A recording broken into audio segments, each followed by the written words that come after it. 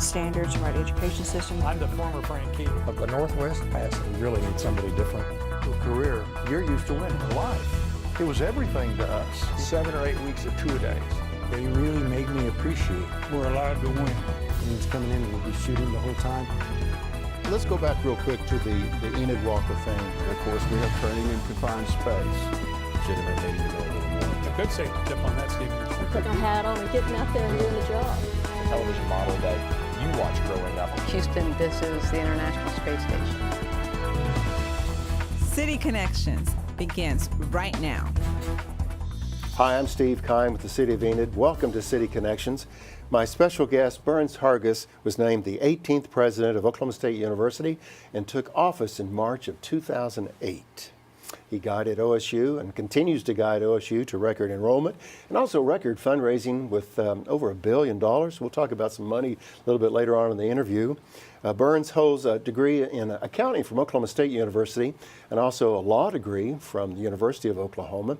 And I believe he's the second Oklahoma State grad to become president at Oklahoma State University. Before being named president at Oklahoma State, my guest is very familiar throughout the state with Oklahomans, watching a particular show called Flashpoint because of his political perspective and also his dry sense of humor or wit or all of the above that he provided on the award-winning show, again, Flashpoint. Prior to coming to Oklahoma State University, my introduction to this guest, my guest today, was when he was with the Bank of Oklahoma as vice chairman. And before joining the Bank of Oklahoma, he served in the law capacity, attorney capacity, for nearly 28 years. And if you recall, back in 1990, Burns Hargis was a candidate for the Republican nomination for governor in the state of Oklahoma. Didn't have to bring that up. Okay, we can cut that out. No, I'm kidding. But representing America's brightest orange, I've been waiting to say that for so long. It is my pleasure to introduce to you the president of Oklahoma State University, Burns Hargis. Burns. Steve, thanks for having me. I appreciate you being Always here. great to be back in Enid. And please overlook the running for governor. I mean, you know, people are running for governor this year, so. Yeah, some wag said my race put the word goober in gubernatorial. Well, as president of Oklahoma State University, here's the very first question. What in the world do you do as president? Oh. Great job, huh? Well, you never get bored in this job.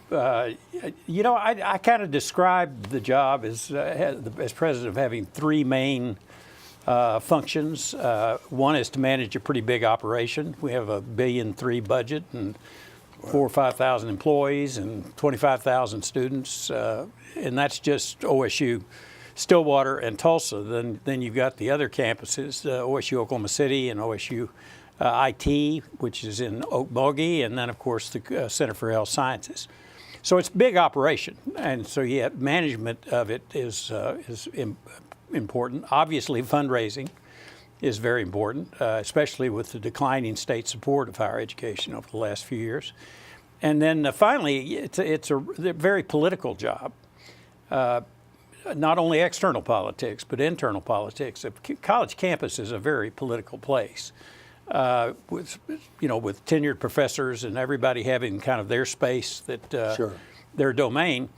And I always quote Woodrow Wilson when he was when he ran for governor of New Jersey. He was actually president of Princeton, and a reporter asked him why he was leaving Princeton, and he said to get out of politics. Interesting. Well, it definitely falls into the category of a Fortune 100 organization with those numbers you just shared with us. I'm not necessarily a full history buff, Burns, but I do like some things about Winston Churchill, and recently there's been a movie about some of his days during World War II, if you will.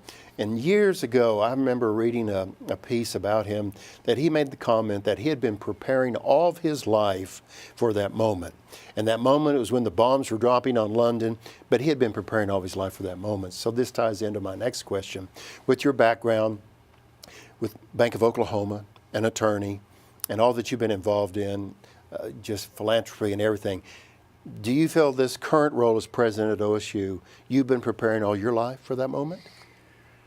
Well, in retrospect, I have had some experience that would suggest that, but I sure as heck could never have this in my plan. This was kind of the last thing on my list. And when they first started talking to me about it, I thought it was just really preposterous. But when you do consider the job and I think that those really are the important functions of the president, it's hard to learn that in the classroom.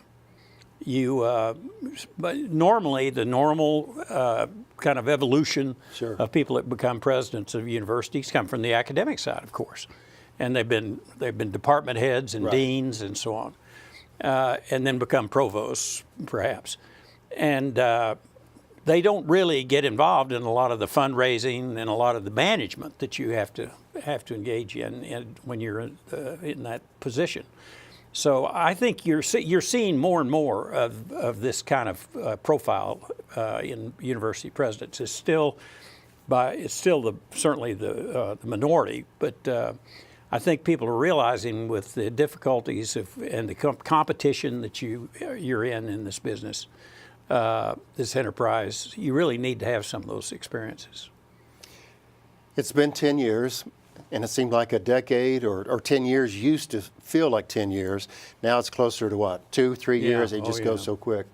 And Burns, if I recall, it seemed like during your tenure at Oklahoma State, there's been a couple tragic incidents that have taken the school by surprise, families, and also the state. But there's something, as a kid growing up in Perry, I'm very familiar with Stillwater and Oklahoma State. But it seems like in the last decade there's been this real resurgence, this Oklahoma standard as people refer to, but there's something special that when tragedy has hit your campus, your university, Oklahoma State, that people bounce back. Can you kind of share with us, where does this resilience come from and this strength, I guess the inner strength? Yeah, I've been asked about my role in those things. Of course, the two things you're referring to are before 10 years, we had the horrible basketball plane crash. Right. But the first of these real tragedies was when we lost Kurt Buckey and Miranda Cerner and the Brandstetter family from Ponca City in the plane crash. And then, of course, the homecoming parade tragedy. And in both cases, I think that the OSU family, and I do think there's a sense of family. I'm sure it exists in many schools, but they're really, and I tell you where I think it comes from, Steve. Even though the majority of our students come from major metropolitan areas, Oklahoma City, Tulsa, Dallas, Kansas City, that kind of small town, rural kind of flavor, attitude of how you treat each other and permeates that campus and permeates those who didn't grow up in that environment. And I think that's a very supportive ecosystem that really engages in those kinds of circumstances. And that's certainly been my experience. It's difficult to label that, and I said flavor, but it's difficult to put a label on that culture or what's in the air on the university, but it's real. But it's real. It really is, and that's what I attribute it to. I think our rural roots serve us very well. Yeah. We want to talk about enrollment and the numbers in just a few moments, but I want to talk a little bit about diversity. It's a popular topic in today's world. Everybody's talking about diversity in the workplace or in school. So tell us what Oklahoma State's doing in regard to diversity. Well, we made diversity a real priority when Ann and I got to OSU, because we think it's important to have everybody represented on campus. You're going to be dealing with people from different races, different religions, different backgrounds, and all the rest. And a college campus is a great amalgam of that. But we've never been that diverse in our size. That may also be attributable to those rural roots that I was talking about. It's also the fact that we're an hour away from both Oklahoma City and Tulsa, so we don't have access to the large, diverse populations that are in our state, that mostly are in that part of the state. So we really had to be proactive on it to be. So we named a diversity chairman or vice president, which we hadn't had. And we really put together a team to go out and recruit both diverse students as well as diverse faculty and staff. And over the years, we've actually really been, I'm pleased to say, quite successful in increasing the number of both of those categories. And we've been recognized, I think, 11 straight years by Diversity Magazine as an exemplary campus. We've had lots of awards in that area, but awards you hang on the wall. What we need is for people to have a great experience when they come to Oklahoma State. So, and that's because they're going to go home and they're going to talk to their friends and their family about the experience they're having. And we've really encouraged that. And I want to get get our diverse population much more engaged on campus, not just in their organizations, but in the general organizations of the university. The president of our Student Government Association is an African American, very talented young lady named Erica Stevens. We hire and we promote on merit, but we're colorblind about it. And we have several minority in very high positions throughout the campus. Started with our basketball coach. Right. Yeah. Talking about numbers, enrollment numbers, and let's go back the last decade, if we will. Can you enlighten us on? We think everybody grows up in Oklahoma, goes to either OU, Oklahoma State, TU, UCO, things like that. But can you kind of tell us what the total enrollment numbers are, but also about out-of-state students? I believe I heard you in a presentation some time ago that it was amazing the number of students from Texas coming to Oklahoma State. Yeah, well, it's not an accident. I mean, if you look at the demographics of Oklahoma and the number of high school graduates coming out, they've been declining. I think the curve's supposed to bend back up sometime this year, but so we've had fewer Oklahoma students to recruit. And you mentioned the schools. I mean, we have some very, very strong competitors for getting those students in. So when I was at Bank of Oklahoma, we realized that we weren't going to be able to grow the way we wanted to grow if Oklahoma was only growing at 3 or 4% a year. You can't steal that much business from your competitors. So what did we do? We went to Texas. We went to Dallas. And surprisingly, we were able to get the name Bank of Texas down there. But anyway, so when I got up, you'd think that was taken a long time ago. I sure would. I was amazed. But, so here we are with this declining curve for Oklahoma, and so we made a deliberate effort to go to Dallas and put recruiters down there. We're very price competitive with the schools there in Texas. Texas has this top 10% rule, which has kind of become now top 8% or even 7% at the University of Texas and Texas A&M. So you have to have that to be able to get in. And that is, so really the competitors for us would be TCU, Baylor, private schools, expensive, right, or Texas Tech, which is a good long way from the Metroplex. So when we first got down there, it was just kind of OU and OSU. Now Ole Miss is in there, Arkansas is in there. A lot of people are coming in to that market. But I think getting there when we did and getting as active as we were has allowed us to be very successful. So our classes the last several years, which have been running in the 4,000 to 4,300 range, fully about a third of those are from out of state, and most of those are the majority of those are from the North Texas area. And they pay out of state tuition. Those are just impressive numbers. And I think sometimes we can kind of get landlocked to think these are state schools, they're just a bunch of Oklahoma kids there. But if you go on campus, any campus in Oklahoma, you're going to say, wow, this is kind of a diverse group. Well, you know, the big thing I learned in economics when I was in college was that economic development happens when money comes from outside a region into the region. and it doesn't matter where it comes from. So in Enid, the money that comes in from Hennessy or the money that comes in from Ponca City or whatever is economic development money. Otherwise, you're just trading dollars. Well, we bring in annually, and OU would be very similar, we bring in annually from out of state about $340 million.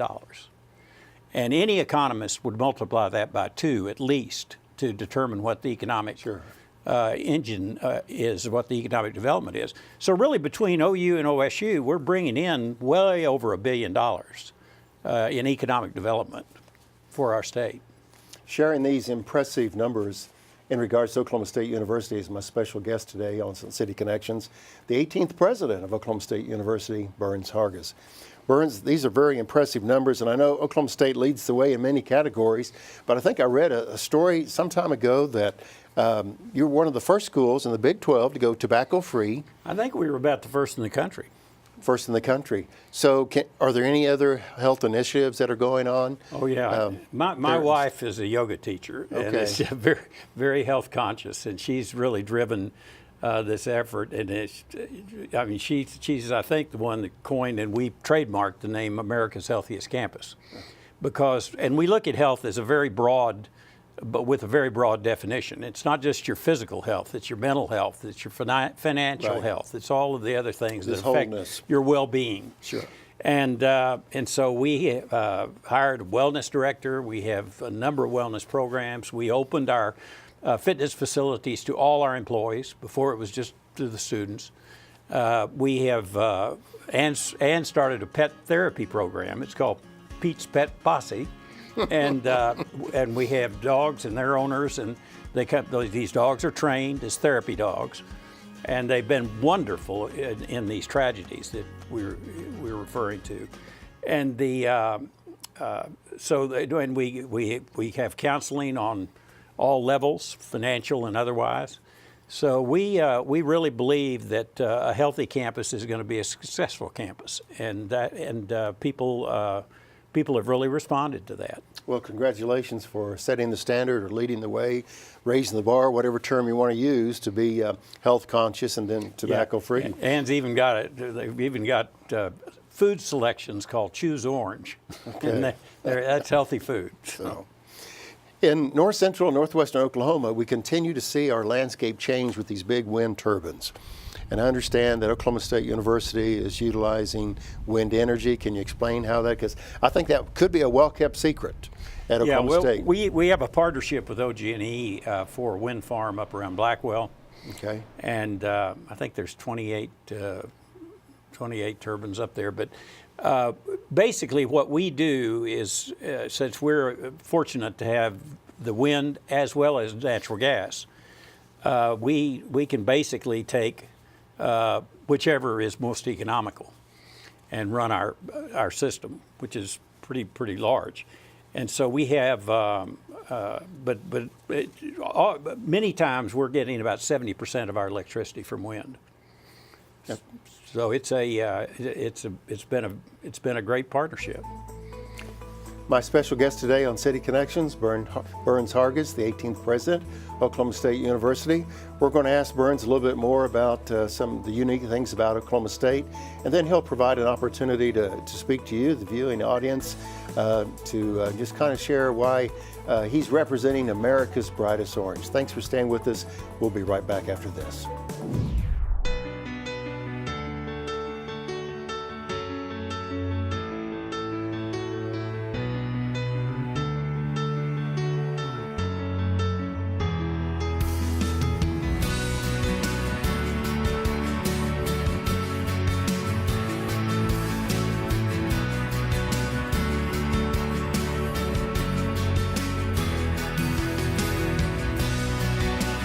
Three, two, one.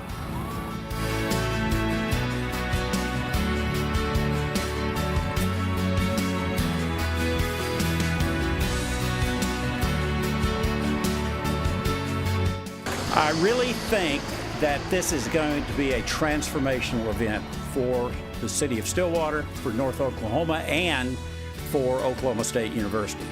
But what we're missing still, the last piece of this puzzle, is the music school. look forward to the Michael and Ann Greenwood School of Music at Oklahoma State University.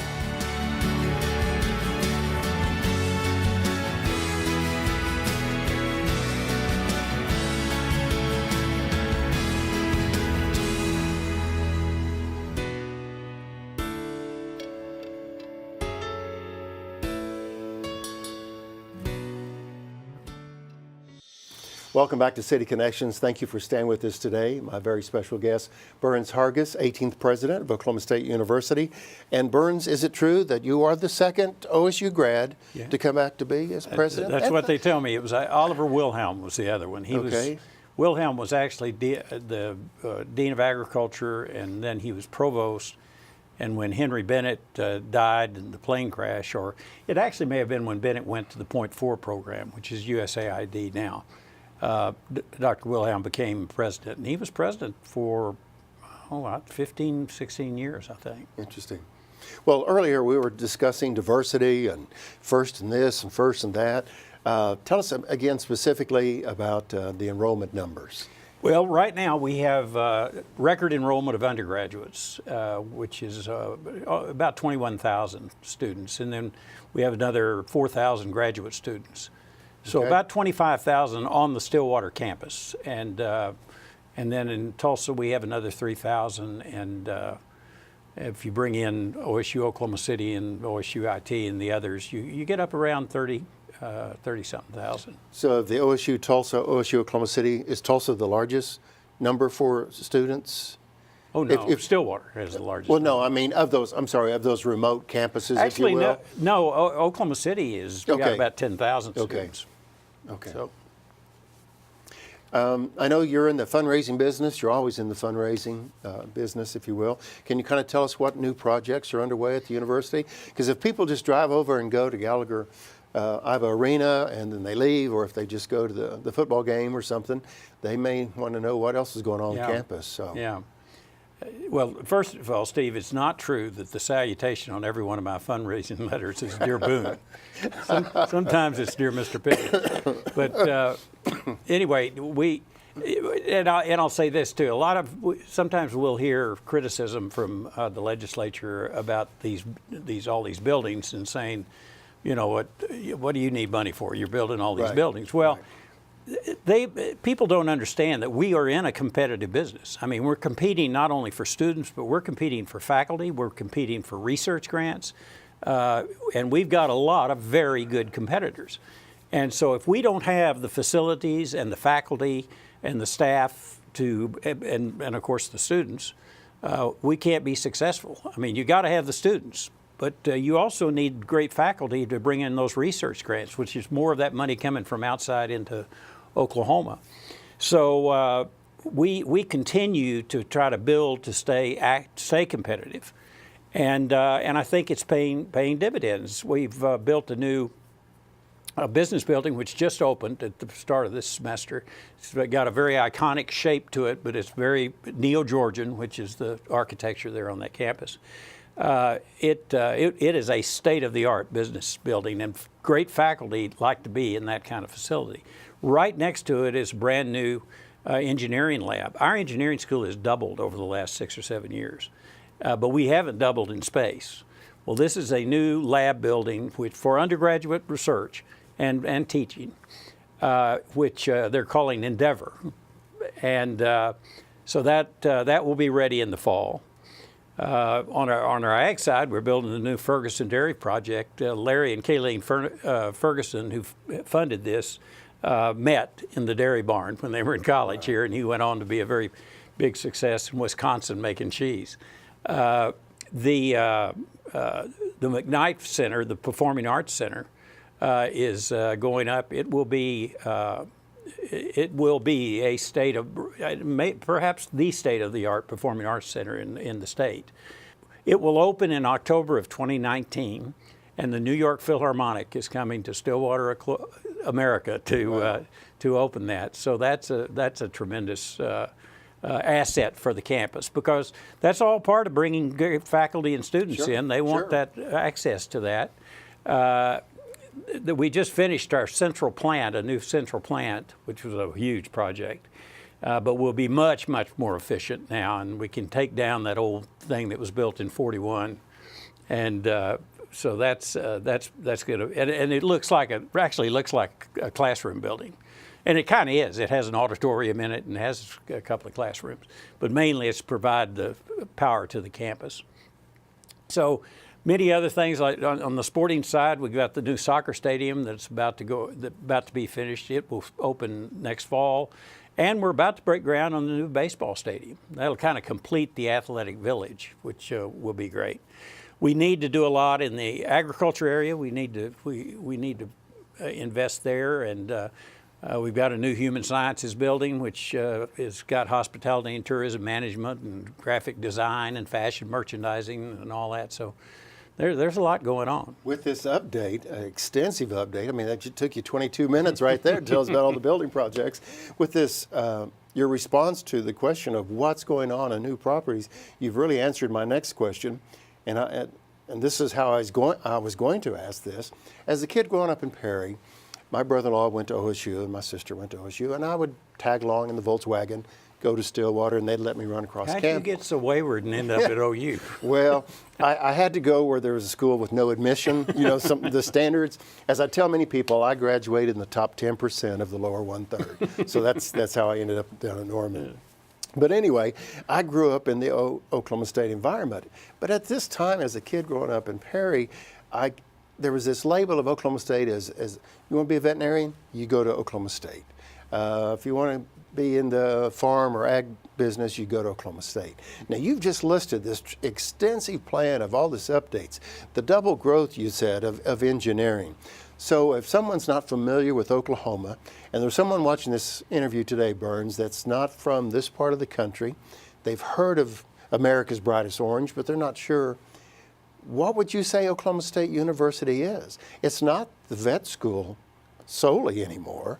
Right. And engineering's taken off like it is. How would you answer that question? Well, we're a comprehensive research university, which means we have virtually every discipline that you can think of. So there's very few disciplines that we don't have programs in, and so we value our agricultural roots very much, as I've talked earlier.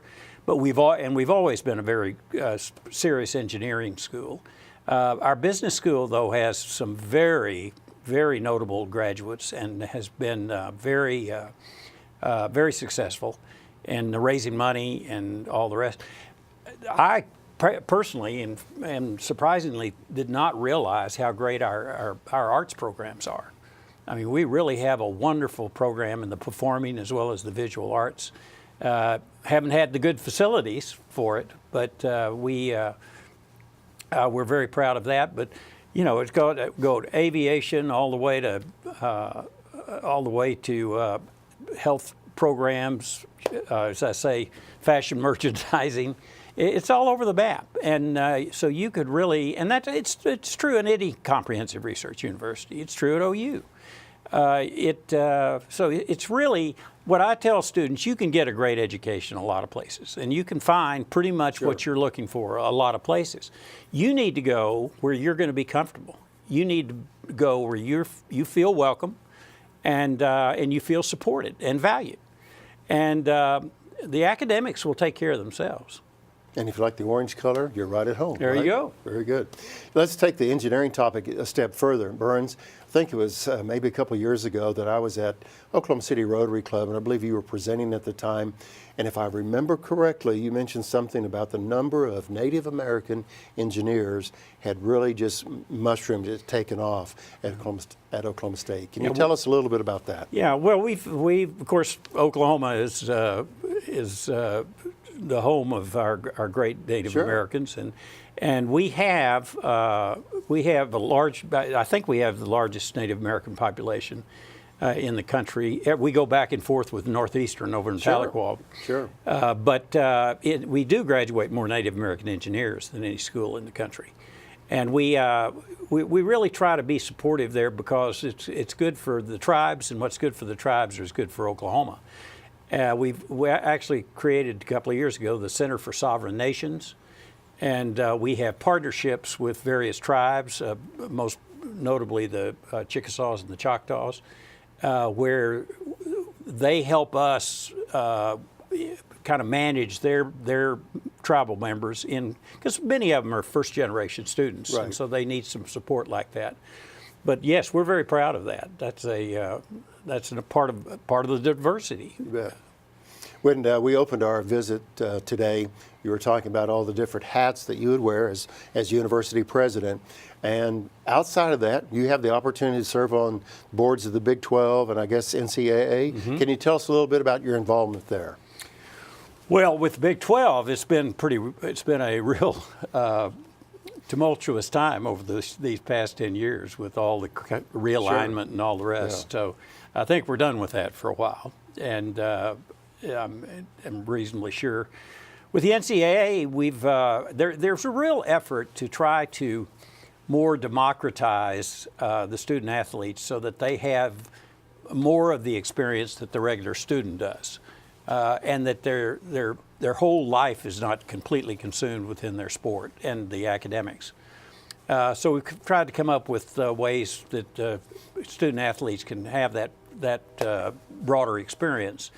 Of course, there's been, we were able here recently to go to full cost of attendance. Athletes under NCAA rules could not receive the full cost of attendance. I think our scholarship was worth about $18,000 and the full cost of attendance was about $23,000.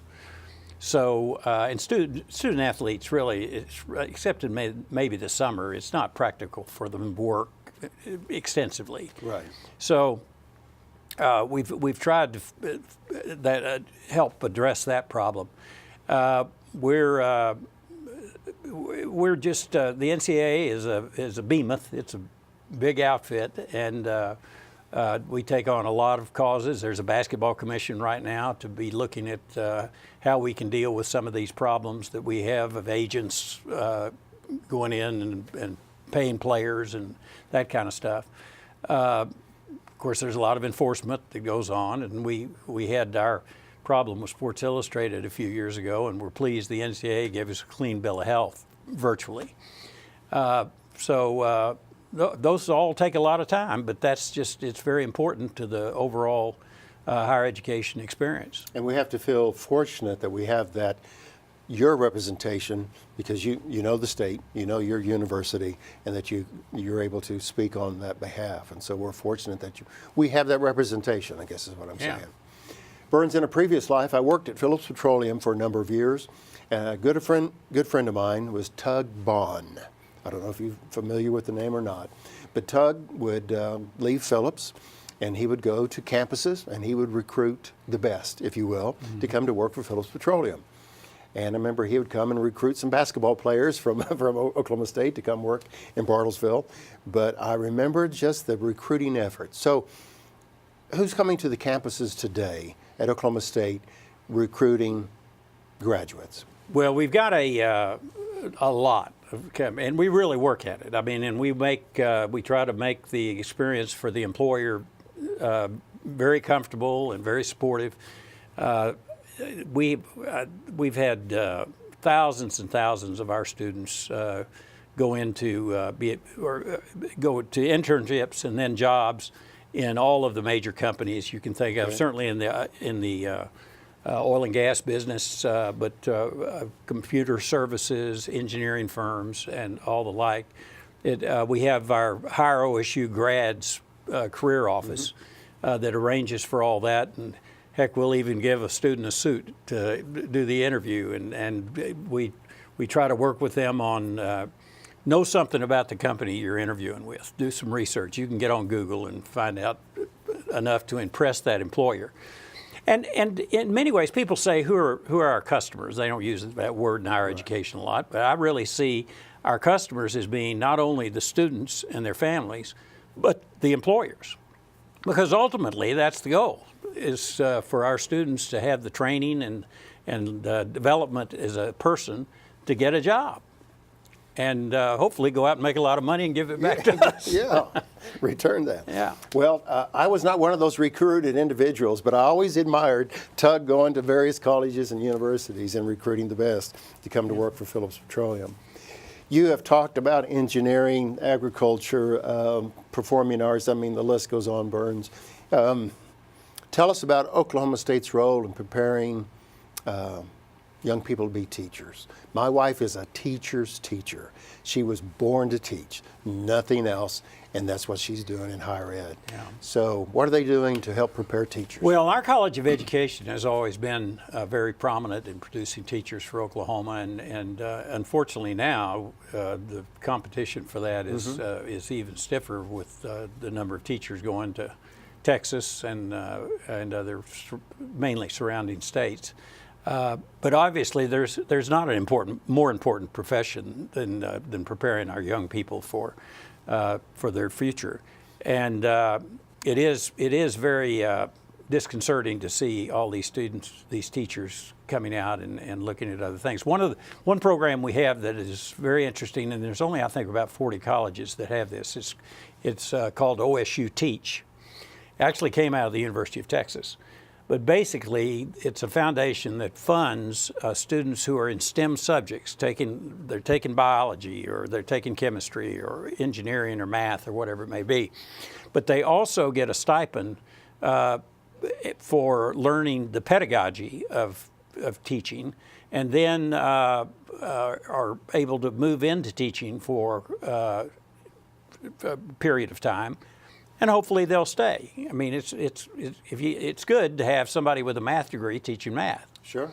But it's very hard for our schools to recruit those people, given our pay scales and the like. But I was really skeptical, honestly, how many people that are in those kinds of fields that obviously pay very well when they get out of college would be interested in this, but I was pleasantly surprised that a lot of our majors have gone into the OSU Teach program. I think if we all take time to just look back, and when I think of education, I think of my fourth grade teacher, Miss Frederick, Perry, Oklahoma, my high school track coach, who was also a teacher, and other individuals. The top 10 in our lives, 7 of them were teachers. Yeah. It seems like, besides mom and dad and the neighbors and so forth. And coaches are teachers too. Absolutely. So it's a very honorable and absolutely essential profession. And my biology teacher was a coach, and I just knew I'd see him later in the day, so I'd always behave myself in biology. Burns, we're down to a couple questions. This one is, I'd like for you to, if you could, just kind of share with our Enid viewers, and again around northwestern Oklahoma, your connection, or Oklahoma State's connection to Enid. When you're in Stillwater and you're in your office or you're in a meeting and you hear Enid, Oklahoma, what comes to mind? Smart, innovative people. This is salt of the earth country, and people are. There are a lot of very talented people, and fortunately, some of them are OSU grads here in town, this has always been a very fertile recruiting ground for OSU, and some of it is just all the wheat, kind of the wheat capital of the country, and so that fits nicely with our discipline, and I'm going to see Lou Byberg in just a little bit. I mean, he's been a great leader for our ag school. And John Grondike, who's a fraternity brother of mine. Mm-hmm. John is obviously got a huge, wonderful company that his dad started, but he's really built it into a behemoth here in the country. But the people here are just very, very solid. And when I ran for governor and went around, you could tell the towns that were functioning, and you could tell the towns that were bickering. And I saw where Enid was very supportive of each other and had a remarkable number of very, very successful people. Well, it's a great community, and we are enjoying our diversity, economic-wise and people-wise, if you will, if I can use that phrase. But we're having a good time in Enid, Oklahoma. Things are looking good, and we certainly appreciate the opportunity for you to come to Enid Television Network studios. I would like to give you an opportunity to speak to the camera, to the viewers, and this can be your opportunity to talk about America's brightest orange. I love that phrase, by the way. If I've only said that 4 times today, but I'd like for you to It's speak. trademark. Don't use it. I'm sorry. Okay, we'll take that out. But seriously, speak to the camera, speak to the viewers, and just share with them what Oklahoma State means to you and why they need to come to Oklahoma State. Well, of course, I went to Oklahoma State, as Steve said. So when I got this job, I go back a little bit. I moved constantly as a kid. I think they tell me we lived in 21 some odd places, and so I never really had a community.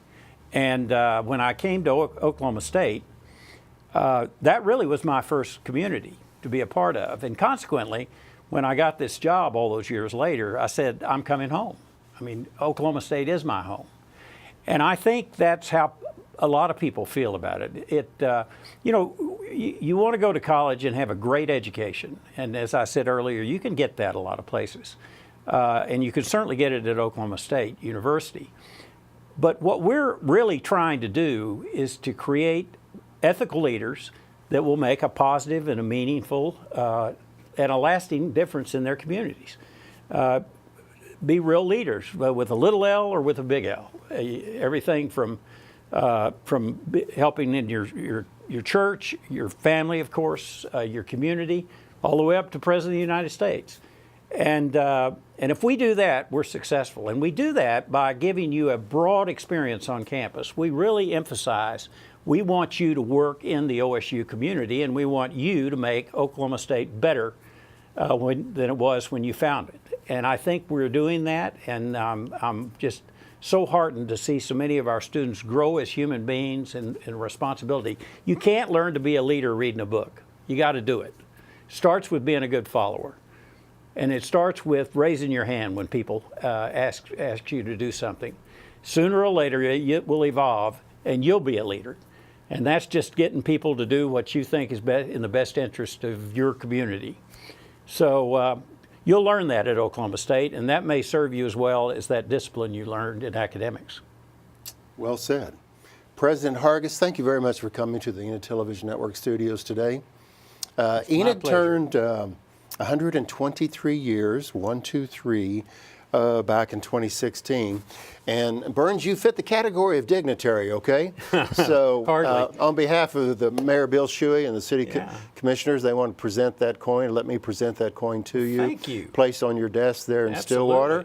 And you'll be reminded of our visit today. And we just want to show our appreciation for what you're doing for our state, for our universities, and we just really appreciate you being by here today. Oklahoma State's about the same age, so we've been a good partner together for a long, long time. Yeah. All right. Thank you for your time today. Appreciate it very much.